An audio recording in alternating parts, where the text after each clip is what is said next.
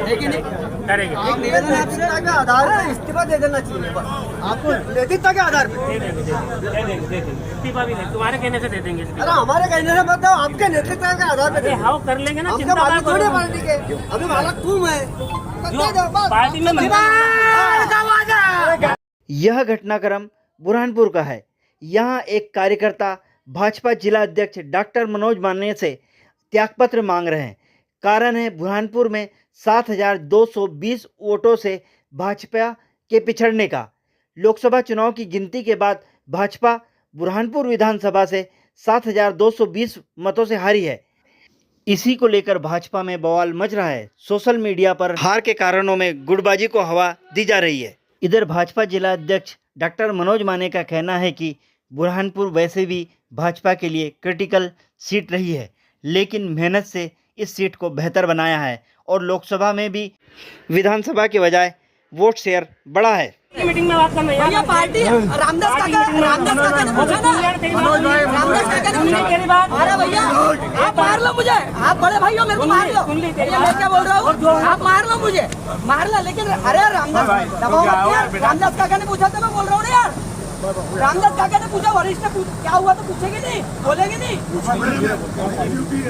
उनकी ड्यूटी है, वरिष्ठ है अपने वो। बस एक निवेदन है भैया, संगठन के हिसाब से चलना चाहिए, किसी के घर से नहीं चलना चाहिए, एक नेता के कहने से नहीं चलना चाहिए। तो बस हमारा संगठन तय करेगा कि क्या कमी रही है, कैसे रही है, और इस पर मेरा टिप्पणी करना या बोलना ठीक नहीं है। जो भी निर्णय करना है उसकी समीक्षा करना है, हमारा नेतृत्व करेगा, पार्टी संगठन करेगा।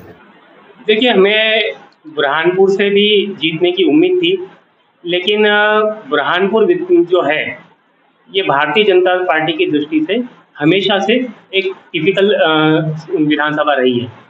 यहाँ का जनसंख्या की दृष्टि से जो समीकरण है वो भारतीय जनता पार्टी के फेवर में कभी नहीं रहा।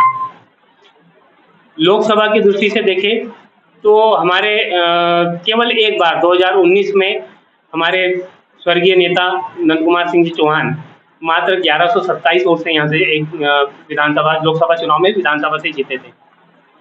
और पिछले चुनाव में हमारे वर्तमान सांसद ज्ञानेश्वर पाटिल जी ने लीड ली थी। ये दो चीज़ें छोड़ दें तो हर लोकसभा चुनाव में यहाँ से भारतीय जनता पार्टी की दृष्टि से बुरहानपुर हमेशा निगेटिव रहा है। बुरहानपुर में लगातार हम लोग मेहनत करके बुरहानपुर को धीरे धीरे पॉजिटिव बनाने का काम कर रहे हैं। थोड़ी बहुत जो कमी रह गई है उस कमी को भी हम दूर करेंगे और जनता का विश्वास जीतने का प्रयास करेंगे।